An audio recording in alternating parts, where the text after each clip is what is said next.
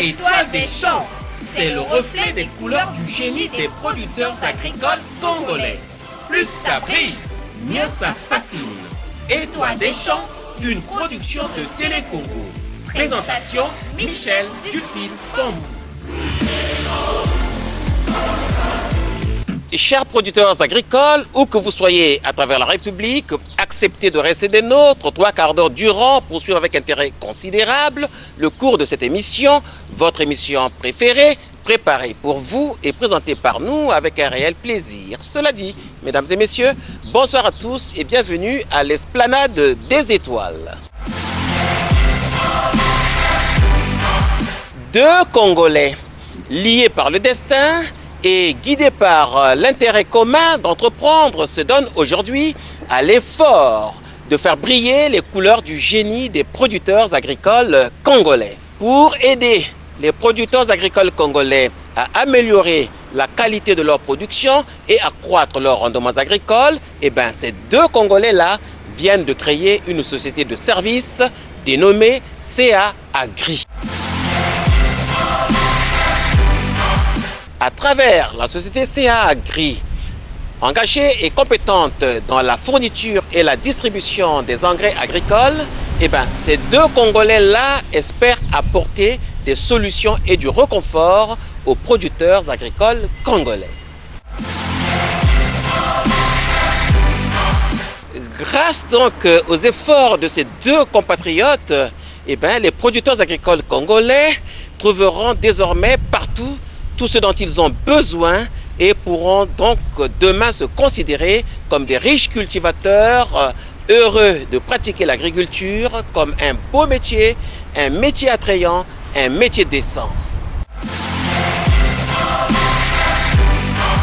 À la surprise générale et pour le bonheur de tous les producteurs agricoles congolais, Étoile des champs est heureuse de recevoir ce soir, maintenant et à l'instant, Michel et Arnaud Djombo, les promoteurs de CA Agri.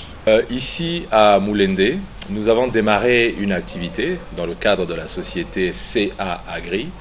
C'est une activité dans un premier temps de distribution d'intrants, donc engrais et produits phyto. Je dis dans un premier temps parce que très rapidement, à partir du premier semestre 2021, nous allons commencer de la production locale. Donc, vous voyez déjà sur le marché des sacs d'engrais estampillés CA Agri. La particularité de ce que vous voyez en ce moment sur le marché, c'est qu'ils sont encore importés. Mais très rapidement, dans les mois à venir, dans le futur très très proche, nous allons même commencer à produire ici à Dolisie. Et là, vous aurez réellement de l'engrais made in Congo, made in Dolisie. CA Agri, c'est, il faut le savoir, la filiale au Congo d'un groupe sud-africain qui est l'un des leaders en Afrique du Sud de la production d'intrants et de services agronomiques. Ce groupe, donc, c'est VS Agri, et VS Agri a décidé de venir s'installer au Congo, donc de créer une activité similaire à la sienne en Afrique du Sud et venir la développer chez nous au Congo.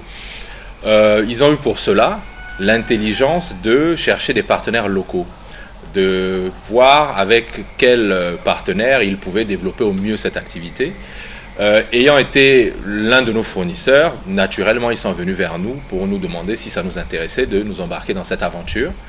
Aventure entre guillemets parce que c'est quelque chose de très enthousiasmant et on voit de belles perspectives dans cette activité, mais aventure tout de même parce que nous étions producteurs agricoles à travers GTC, qui est la société agricole qui produit du palmier à huile dans le district d'Igné, et on sortait de notre zone de confort, comme on dit, pour venir en amont dans la production d'intrants. Voilà, donc c'est nous, GTC, en partenariat avec VS Agri, nous avons créé CA Agri. CA Agri qui a déjà 1 an, malgré le démarrage de l'activité à Moulende, ça fait déjà 9 mois que nous étions déjà actifs, mais en tant qu'importateur à la demande pour nos clients existants.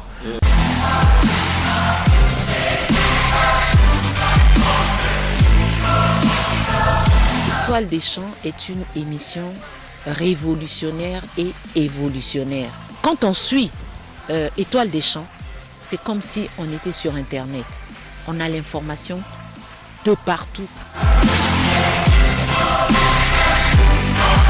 Très vite, mesdames et messieurs, vous allez vous rendre compte à l'évidence que Michel et Arnaud ont choisi d'implanter leur structure CA Agri à Dolizy, chef-lieu du département du Niari.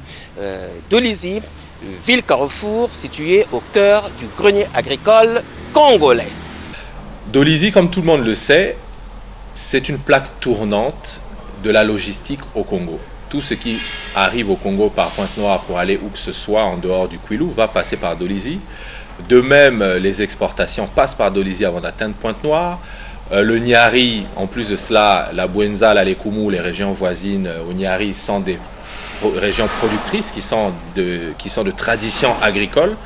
Donc pour nous, c'est le grenier agricole du Congo où il fallait venir s'installer. C'était tout à fait logique. On est au centre, à la confluence de toutes les routes et des schémas logistiques. Et en plus, on est dans la zone qui produit le plus au niveau agricole. Donc c'était naturellement ici qu'il nous fallait nous installer. L'objectif est d'être un apporteur de solutions pour l'agriculture congolaise.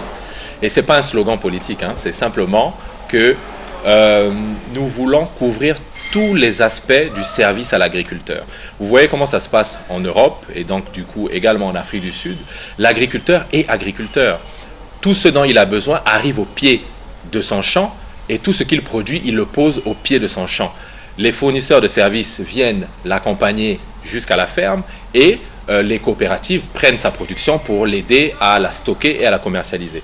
Et donc nous, on veut assurer tout l'amont de la filière agricole. Donc c'est pour ça que je dis qu'aujourd'hui, on est pour l'instant que producteur d'intrants et distributeur d'intrants, mais nous ne voulons pas nous arrêter à la partie de production et de commercialisation. Nous voulons accompagner en allant au plus loin de la chaîne en accompagnant les agriculteurs. Concrètement, qu'est-ce que ça veut dire? Aujourd'hui déjà, nos engrais sont formulés spécialement pour les sols et les cultures du Congo.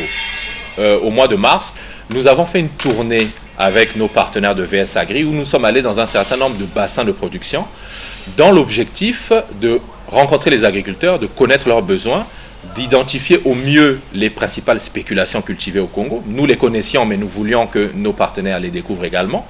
Et aussi pour faire des analyses de sol. Donc, où que nous soyons allés, de Dolizy à Boko, de Pointe-Noire à Loudima, nous avons à chaque fois pris des échantillons de sol pour faire des analyses de sol et produire un engrais spécifique aux différents sols, un engrais spécifique aux cultures. Donc, ça veut dire que CA Agri n'est pas juste producteur d'intrants, mais CA Agri est un producteur d'intrants spécifiques ciblés pour l'agriculture congolaise. Donc nous sommes réellement un apporteur de solutions. La première étape, donc, ça a été celle-là. On a fait des analyses de sol à l'étranger, on a formulé des engrais toujours à l'étranger, qu'on a produits et qu'on a envoyés sur des sacs estampillés CA Agri. Mais nous ne sommes pas des importateurs de produits finis, nous ne sommes pas des commerçants, nous ne sommes pas que des commerçants. Et donc la prochaine étape, comme je l'ai évoqué tout à l'heure, c'est de faire un blender d'engrais à Dolizy. Ça veut dire que de tout ce travail de cartographie de sol, qui continue d'ailleurs, à chaque fois, vous le verrez encore là dans la tournée que nous effectuons cette semaine, nous allons chez les exploitants et nous prélevons des échantillons de sol que nous envoyons en Afrique du Sud pour analyser les sols et à chaque fois enrichir notre base de données et faire des engrais spécifiques. Donc dans 4 à 6 mois, lorsque nous commencerons le blender à Dolizy, vous aurez à chaque fois sorti du blender les engrais qui vont bien.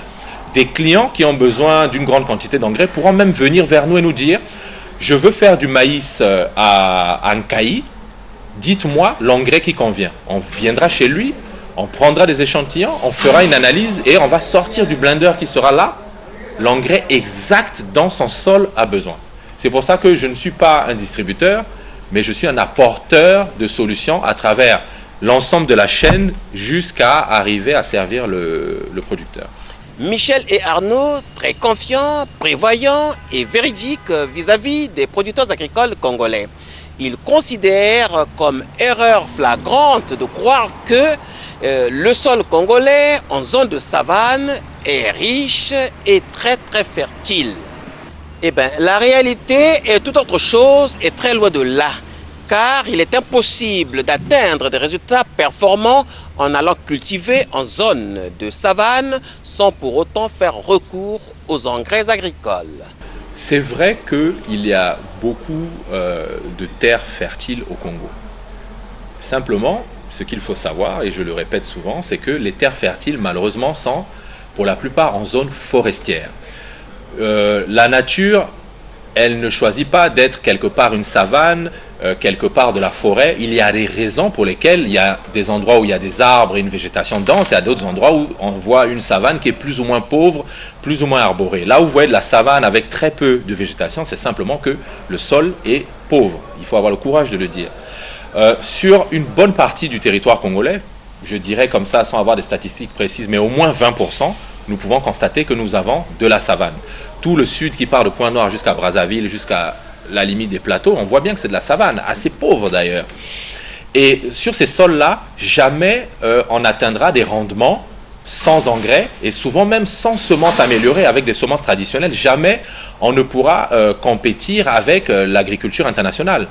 Vous me direz, mais est-ce que l'agriculture est seulement un jeu de concurrence? Oui et non. Lorsqu'on a pratiqué pendant longtemps dans les villages l'agriculture vivrière, l'agriculture dite de subsistance, la question n'était pas tant des rendements, mais de pouvoir produire suffisamment pour se nourrir. Mais aujourd'hui, on est dans des problématiques qui sont, par exemple, la mondialisation, l'impact de la consommation des produits qui viennent de loin à bas coût, le fait que les pays de la zone CEMAC manquent de devises et qu'il devient de plus en plus difficile d'importer. Si on parle d'économie, on parle de la balance des paiements, où on paye en importation tellement d'argent qu'on n'arrive pas à récupérer en exportation, donc on est déséquilibré au niveau des comptes de nos pays. On ne peut pas continuer comme ça. Il faut à un moment dire qu'on doit rendre notre agriculture productive. On doit mettre à niveau notre agriculture. Donc la solution, elle est simple. Les terres les plus riches dans le bassin du Congo sont en zone forestière. Est-ce qu'on veut détruire la forêt au Congo ou en Afrique centrale comme on l'a détruite, par exemple, dans la zone de Bornéo, en Malaisie, là où il y a des productions intensives, par exemple, de caoutchouc, de palmier à huile. La réponse est en Malaisie. La réponse est clairement non. Nous ne voulons pas saccager nos forêts et faire l'agriculture au détriment de l'environnement. Ça veut dire que l'agriculture ne pourra se développer qu'en zone de savane. Et c'est d'ailleurs la décision du gouvernement d'interdire l'agriculture intensive en zone de forêt. Aujourd'hui, il n'y a plus que l'agriculture vivrière des habitants des zones de forêt qui peut se pratiquer en forêt. C'est carrément une règle au Congo qui est imposée par le gouvernement. Et donc, à ce moment-là, il faut bien trouver des solutions pour rendre notre agriculture viable, la rendre durable. Parce que la pratique de faire 1 hectare avec des semences de maïs dont la qualité n'est pas maîtrisée, peut-être des semences dites sauvages, non améliorées, sans engrais, du tout venant, voilà comme on dit un peu, c'est que vous allez produire sur 1 hectare quasiment au même coût de production que celui qui va produire avec de l'engrais et de l'intrant. Imaginez pour 1 hectare, vous allez produire pour 150 000 1 tonne de maïs. Donc avec le tout venant et de la semence qui a un rendement faible. 1 tonne de maïs, 150 000. Les gens connaissent le prix sur le marché du maïs. Hors transport, quand vous êtes dans les régions autour d'Olizy, le Niari, la Mwenza, vous êtes à 180 000 bord champ. Hors transport, 180 000 francs CFA. Ça veut dire que le producteur, lorsqu'il dépense 150 000 pour produire sur 1 hectare, il ne gagne que 30 000 francs CFA. Dans une discussion en off tout à l'heure, vous et moi, on en parlait. Vous faites 100 hectares, ça veut dire que vous allez gagner 3 millions de francs CFA pour 100 hectares. Mais acheter 100 hectares, c'est beaucoup plus que 3 millions. Combien d'années il vous faudra pour rentabiliser les 3 millions que vous allez sortir chaque année en marge pour rembourser ne fût-ce que l'achat de ces terres? Donc déjà, il y a une difficulté. Bon, vous prenez maintenant l'exploitant industriel qui décide de faire avec de la semence améliorée. Ok, il va être un peu plus cher en coût de rendement par hectare. Les plus petits sont à 250 000 par hectare, les plus grands sont à 350 000 par hectare, comme dans le cas de Malolo. Mais eux arrivent à tirer 4 tonnes à 5 tonnes 8 par hectare. Ça veut dire qu'on a un chiffre d'affaires entre 750 000 à 1 million par hectare. Donc ça veut dire qu'on est autour de 450 000 à 650 000 de marge. On est passé de 30 000 à 450 000, voire plus. Vous voyez? Michel, affirmatif et rassurant, recommande donc aux producteurs agricoles de recourir sans peur ni crainte à l'usage des engrais agricoles dans le seul but de prétendre à l'amélioration et à l'augmentation de leurs rendements agricoles. On oublie souvent trop vite que les engrais organiques, les engrais chimiques sont des engrais minéraux. L'un des engrais les plus utilisés, c'est chez nous le NPK. Donc c'est de l'azote, du phosphore et du potassium. Et ça, ce sont des engrais qui sont issus du sol. Vous voyez par exemple dans la région du Kwilu, il y a des projets miniers qui se développent pour produire de la potasse. la potasse est l'une des composantes du NPK. Donc, dans le Cuilou, le bassin du Cuilou est assis sur des roches de potasse.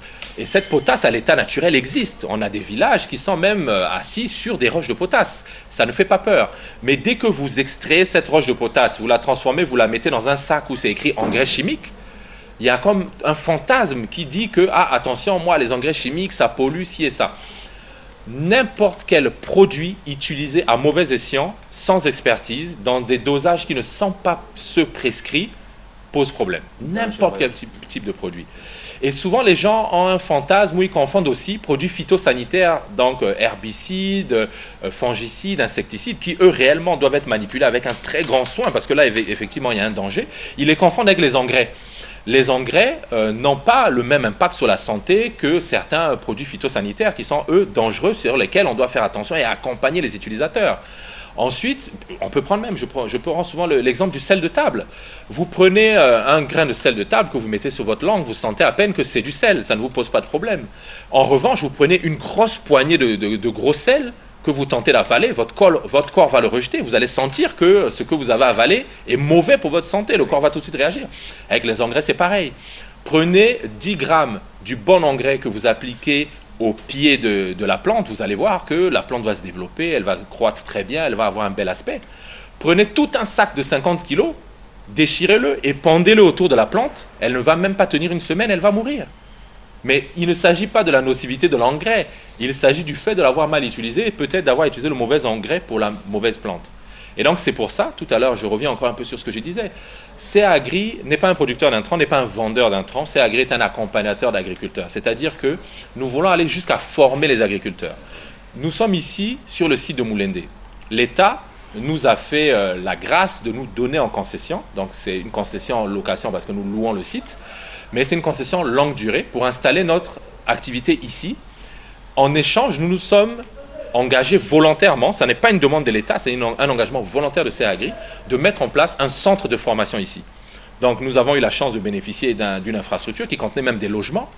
Nous allons mettre un système en rotation de formation où nous allons aller dans chaque bassin, prélever 2 ou 3 agriculteurs dynamiques qui veulent apprendre, qui ont la capacité d'apprendre, les loger ici, faire un champ école ici, où nous allons démontrer l'impact et la plus-value de nos intrants, mais également les former à la bonne pratique, à la bonne utilisation, afin que chacun d'entre eux reparte dans son bassin de production, puisse diffuser la bonne parole, si je peux me permettre de m'exprimer ainsi.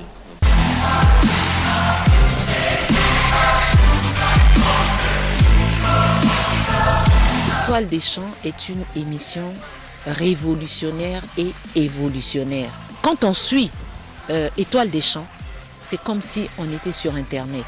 On a l'information de partout. À l'immédiat, Michel et Arnaud ont comme préoccupation majeure de démontrer à l'opinion l'impact et la plus-value de leurs intrants agricoles en milieu paysan.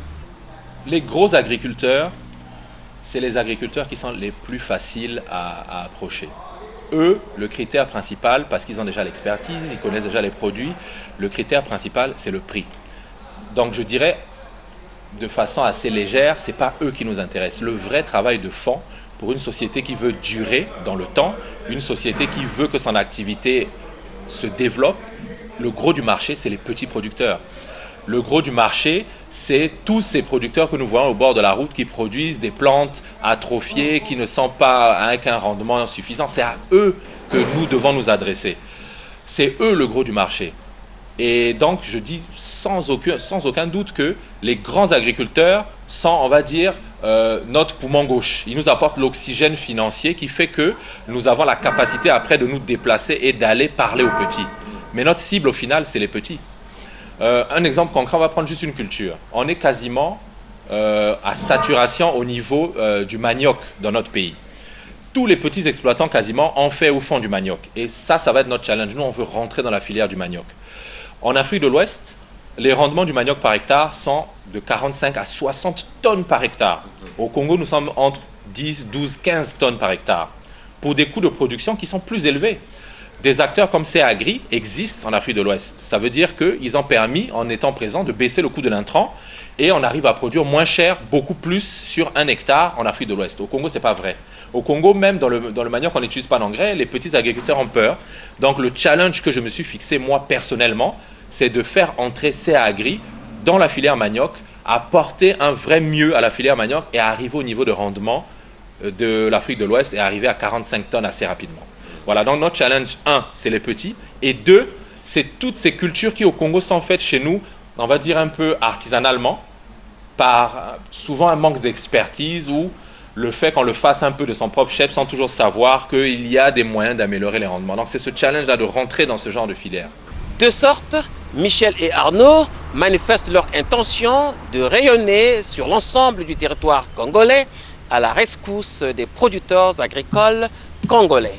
C'est ainsi qu'ils se sont retrouvés le 14 octobre 2020 face aux producteurs agricoles de Loudima dans le département de la Bouenza. L'objectif, c'est de trouver des distributeurs dans tous les grands bassins de production. Par exemple, ici à Loudima, Madingu, Kaï, donc on va se déporter partout.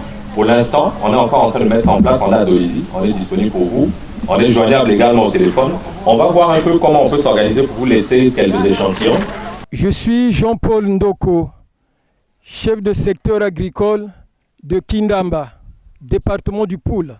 Grand merci pour cette initiative qui vient pour contribuer à la réussite de notre production. Mais ma question est celle de savoir s'il s'agit là des engrais biologiques ou chimiques.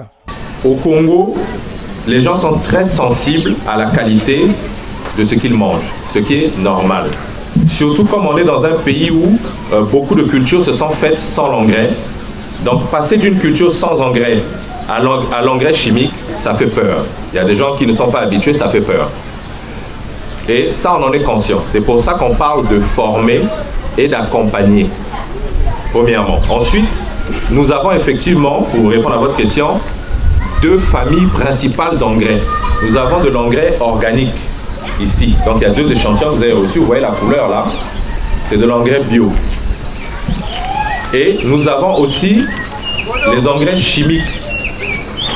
Parce que ce qu'il faut savoir, c'est que il ne faut pas qu'on se laisse piéger par ce discours du bio, du bio, du bio. Il y a des cultures qu'on peut faire en bio et il y a des cultures qu'on ne peut pas faire en bio.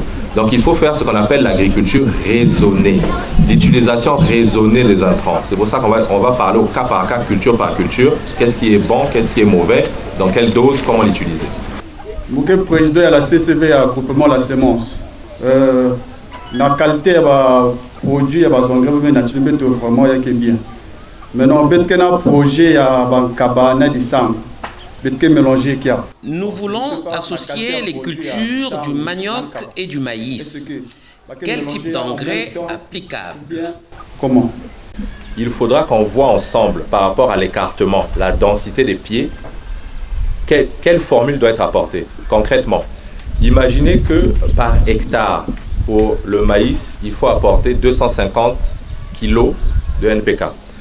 Pour le manioc, on va dire par exemple il faut apporter 150 kg de NPK. Mais ce n'est pas la même formule, c'est 2 NPK différents. Ce qu'on va faire, en fonction du nombre de pieds que vous avez plantés, on va calculer combien vous avez besoin d'un engrais, combien vous avez besoin de l'autre, pour que ça se complète. Pour ne pas faire 250 plus 150, donc ça fait 400. Parce qu'en réalité, peut-être qu'il y aura un double usage de certaines molécules qui pourront être absorbées par les 2 plantes qu'on n'a pas besoin de superposer. Le problème, c'est que nous ne sommes pas que producteurs d'engrais, ni de fournitures. Nous sommes aussi une entreprise de services agricoles. Donc ça, c'est la partie service. Ce genre de problème, il faut les amener vers CA Agri et sur place, on se dépose sur le terrain pour apporter le...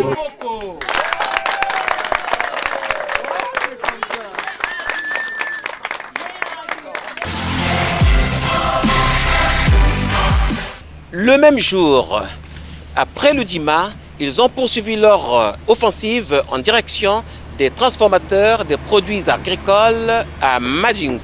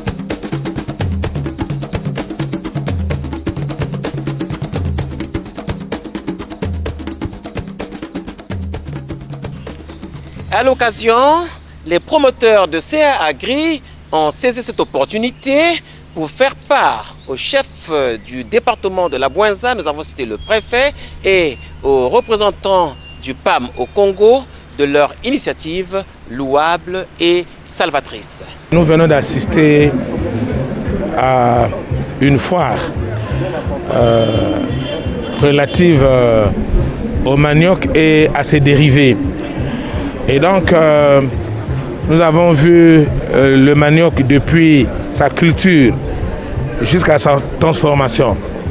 Et donc, en amont et en aval. Aujourd'hui, tous les efforts que le chef de l'État est en train de faire, les efforts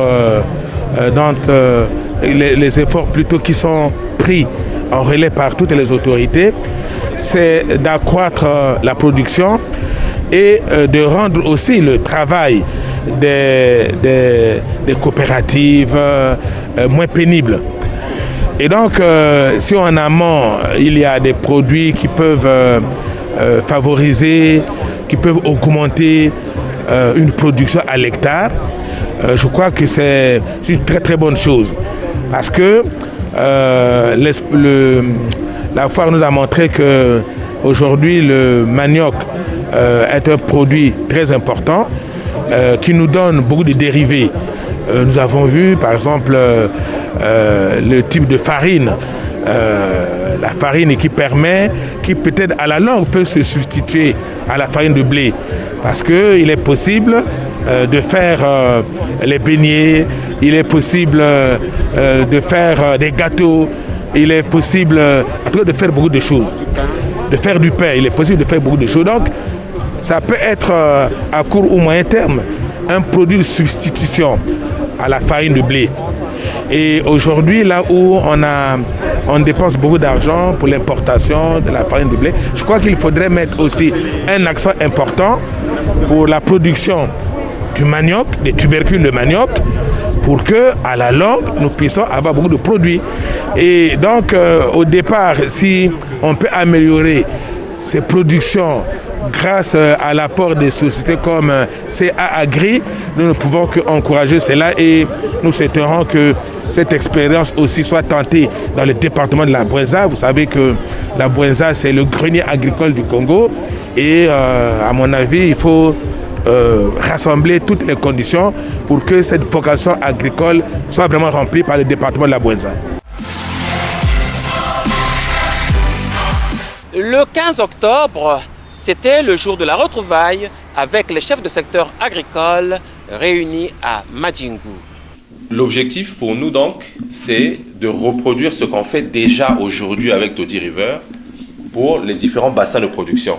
Faire des analyses de sol, par exemple dans les zones maraîchères de Dolisie, et pouvoir faire des engrais maraîchers spécifiques au sol de Dolisie, spécifiques au bassin de production autour de Nkaï, Madjingu, Bouinza, dans le Poul, Mouyonzi, etc. Donc, vraiment proposer des engrais spécifiques formulés pour nos environnements. Nous avons parlé beaucoup dans le cadre du maraîchage. Parce que ces engrais-là, à vous entendre parler toujours, ça converge vers le maraîchage.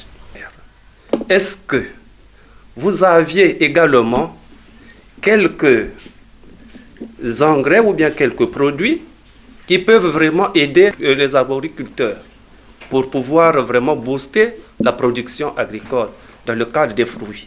Les produits que nous offrons couvrent l'ensemble des spéculations qui sont réalisées au Congo.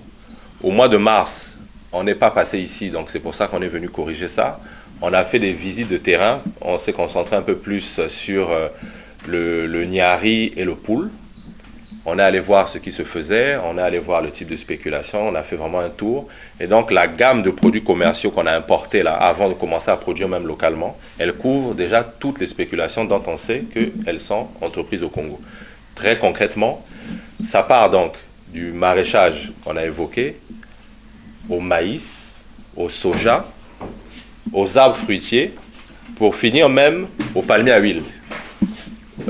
Nous venons là avec la casquette de CA Agri, mais sachez que nous, mon frère et moi, nous avons une autre société qui s'appelle GTC, qui est planteur palmiers à huile dans le district d'Igné, au nord de Brazza. Donc on a des palmiers à huile sur 450 hectares. Le domaine en fait 1300. L'objectif est donc d'avoir 1300 hectares de palmiers à huile. Nous sommes producteurs aujourd'hui d'huile de palme, donc nous en produisons, nous transformons. Et nous avons même de l'engrais chez CA Agri qui est destiné aux palmiers à huile. Donc on revient sur les arbres fruitiers. Cet engrais composite organique chimique que vous avez là, on en a 3 versions. La première version, c'est la version maraîchage. Donc on a 3 pots là qui sont derrière vous, on va vous les montrer tout à l'heure. La deuxième, c'est un engrais arbre fruitier, justement arbre fruitier. Donc la base organique, c'est la même.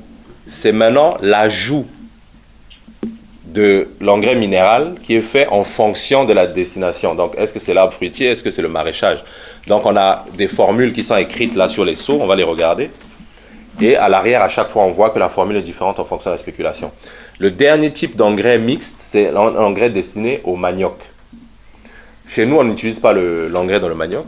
C'est quelque chose de nouveau. Il n'y a que quelques grands exploitants qui en utilisent. Ça fait peur. Ça fait peur parce que souvent, on utilise des engrais qui sont mal adaptés, qui ne sont pas les bons, qui ne sont pas dans les bonnes doses, et on produit souvent des tubercules dont la consistance change par rapport à nos habitudes, et puis les gens disent non, l'engrais ça change la consistance des tubercules, après les gens réagissent mal sur le marché, on ne veut pas utiliser l'engrais. C'est pour ça que c'est important de faire des analyses de sol, de faire des analyses foliaires, pour comprendre réellement les besoins de la plante. Et c'est ce qu'on a fait pour pouvoir produire un engrais spécial manioc. Donc là aussi, c'est une discussion qu'on devra avoir avec vous pour que vous nous accompagniez sur la meilleure stratégie de pouvoir introduire des engrais dans la filière manioc. Au Congo, vous connaissez les statistiques, on a 10 et 15 tonnes en moyenne par hectare de rendement du manioc. C'est catastrophique, c'est catastrophique. En Afrique de l'Ouest, ils sont entre 45 et 60, voire 65 tonnes par hectare. Jusqu'à présent, on s'est focalisé sur les boutures, sur la qualité des boutures. Effectivement, si déjà le matériel végétal est mauvais, vous n'allez pas aller très loin, mais quel que soit votre matériel végétal, pour dépasser 20-25 tonnes sans engrais, vraiment, c'est extraordinaire. Pour prétendre satisfaire au mieux la demande des producteurs agricoles se sentant dans le besoin, CA Agri aujourd'hui dispose à Dolisie, son siège, de différents types d'engrais, des engrais propres aux cultures maraîchères, propres aux cultures céréalières, propres aux cultures vivrières et propres à l'arboriculture. La tournée de Mars qu'on a faite nous a emmenés dans les principaux bassins de production pour nous rendre compte de la réalité de ce qui est cultivé au Congo. Suite à ça, on a donc formulé différents engrais pour l'ensemble des cultures pratiquées au Congo. Donc ici, derrière moi, vous avez différents types d'engrais pour les céréales, donc le maïs et le soja, parce qu'en termes de culture intensive, c'est les 2 céréales principales qui sont cultivées, donc on a adressé ce marché-là. Ensuite, nous avons tous les engrais possibles et imaginables pour le maraîchage. Donc on a le NPK, on a l'urée. Dans le NPK, on a différentes formulations spécifiques. On a de l'azote sous 2 formes, soit simplement des sacs de N ou alors de l'urée. Donc on a différentes formes. Et ensuite, on a aussi les produits phyto pour le maraîchage, pour le maïs. Donc on couvre l'ensemble des programmes pour chacune des cultures qu'on a ciblées. Si vous voulez faire du maïs, nous, on est capable, en dehors des semences, on pourra y revenir, de vous fournir tout ce dont vous avez besoin pour mener à bien votre culture. Si vous voulez faire du maraîchage, l'ensemble des produits. Donc, on a les engrais, mais ensuite, côté phyto, on a les fongicides, les insecticides, on a donc pour les attaques spécifiques des acaricides, des nématicides, on est vraiment des fongicides, on est vraiment assez large là-dessus. Ensuite, on a aussi les arbres fruitiers. Très souvent chez nous, on a les arbres fruitiers, on ne sait pas trop quel engrais spécifique on doit apporter, mais il y a des arbres fruitiers qui ont besoin de beaucoup de potassium. Tous ceux qui produisent par exemple les fruits ont besoin du potassium. Le palmier à huile a besoin d'un apport spécifique de potassium. Donc on a un engrais palmier à huile avec un potassium élevé. On a des engrais agrumes, donc plutôt arbres fruitiers. On a aussi des engrais manioc. Je parlais du manioc, ça c'est vraiment quelque chose qui me tient à cœur, développer la culture du manioc, développer les rendements plutôt que la culture, développer les rendements du manioc. Et ensuite on a un engrais aussi mixte organique minéral. Donc c'est un engrais organique mélangé avec des éléments minéraux pour enrichir la formule organique. Donc on a de l'azote, on a du fer, du zinc, du bore, donc on a différents éléments chimiques rajoutés à cet engrais pour avoir le meilleur des deux mondes. Avoir ce qu'apporte un engrais bio, parce que le Congolais, il tient au bio. Vraiment dans les sentiments de Congolais, on sent qu'on veut manger bio, on veut manger sain, etc. Même si l'engrais minéral n'est pas malsain, c'est encore une fois son utilisation qui doit être maîtrisée. Et donc on a toute cette gamme-là où on arrive à couvrir les arbres fruitiers, le maraîchage, le manioc et les différentes céréales. Ensuite, on a tout de même certains de ces engrais spécifiquement formulés sur certaines cultures qui peuvent être détournés de leur usage. Par exemple, l'engrais manioc, la formule l'engrais manioc convient aussi à certains légumes. Voilà, donc c'est vraiment au cas par cas en fonction de la culture. Mais ce qu'il faut retenir, c'est qu'on est capable d'adresser et de fournir toutes les spéculations produites au Congo. Dans un proche avenir, les producteurs agricoles se sentant dans le besoin pourront aisément s'approvisionner dans les différents points de vente en cours d'installation à proximité des grandes villes du pays. On veut être un distributeur multicanal. Donc, on accueille ceux qui veulent bien venir acheter ici directement à Moulende, donc à 2 pas de Dolisie sur la Nationale 3. On est ouvert, donc on peut venir acheter chez nous directement. Ensuite, on veut passer par des distributeurs parce qu'il faut aussi encourager tous les acteurs de la chaîne. Il ne faut pas se mettre à tous les niveaux et puis essayer de truster le marché. On est ouvert aux propositions des distributeurs qui ne travaillent pas encore avec nous de venir acheter le produit chez nous et d'aller le distribuer, d'aller l'apporter aux agriculteurs.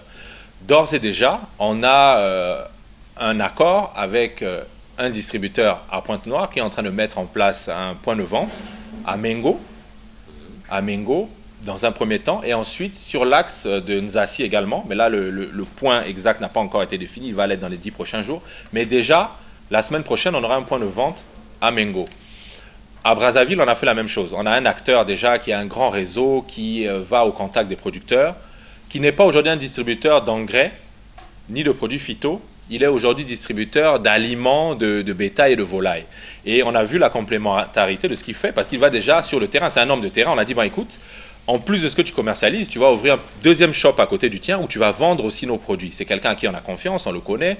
On se base beaucoup sur la confiance et sur notre réseau. On veut que l'activité qu'on a ruisselle dans notre réseau pour que tout le monde puisse être gagnant dans ce qu'on fait. Donc à Brazzaville, nous allons mettre à la sortie de Brazzaville à Igné, à PK45, nous aurons un point de vente incessamment dans les jours à venir. Dans les 10 jours, ce point de vente existera.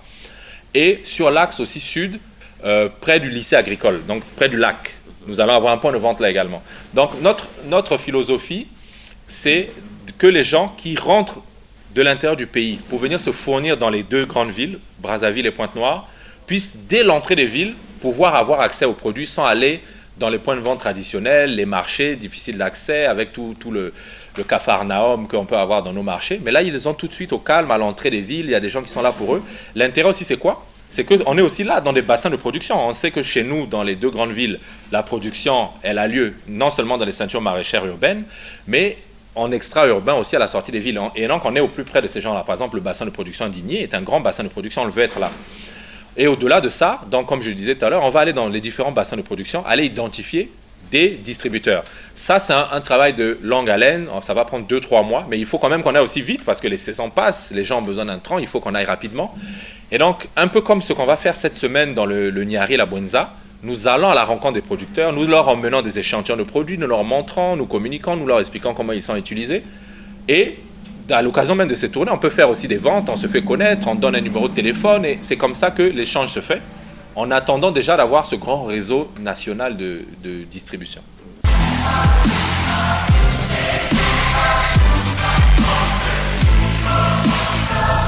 Étoile des champs est une émission révolutionnaire et évolutionnaire.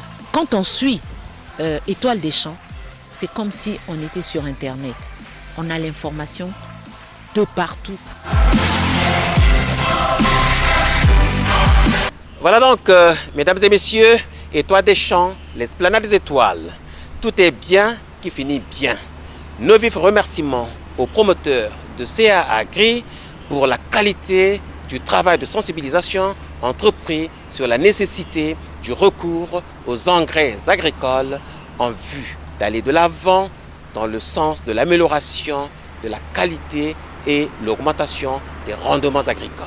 Les petits producteurs, ça, moi je dis, c'est des combattants du quotidien, des gens qui se battent pour survivre.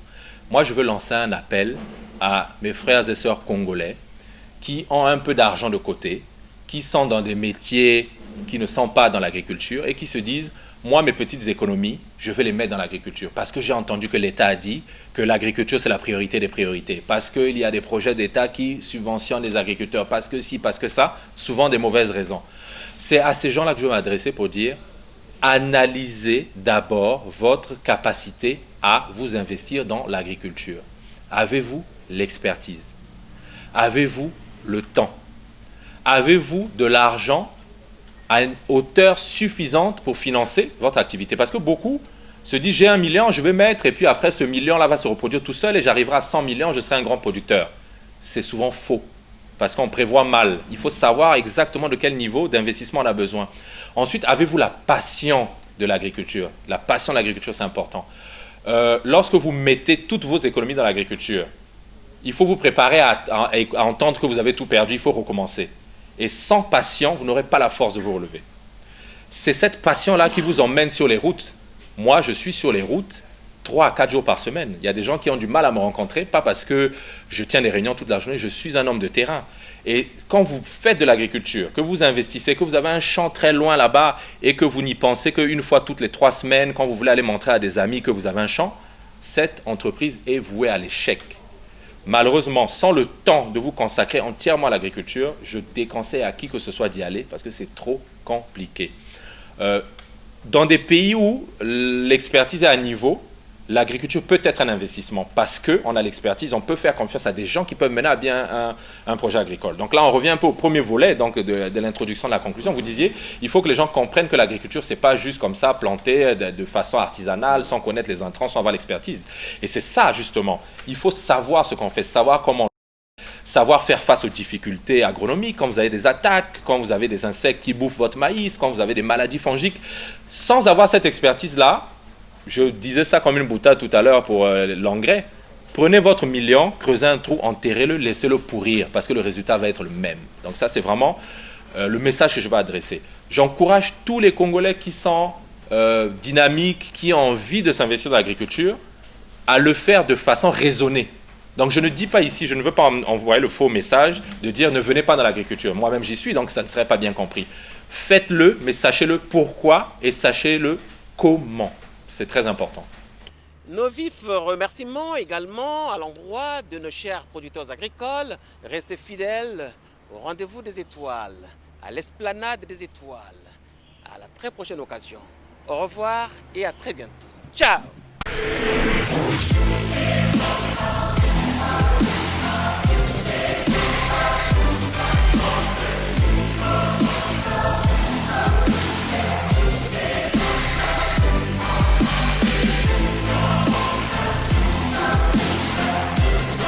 Étoile des champs, c'est le reflet des couleurs du génie des producteurs agricoles congolais.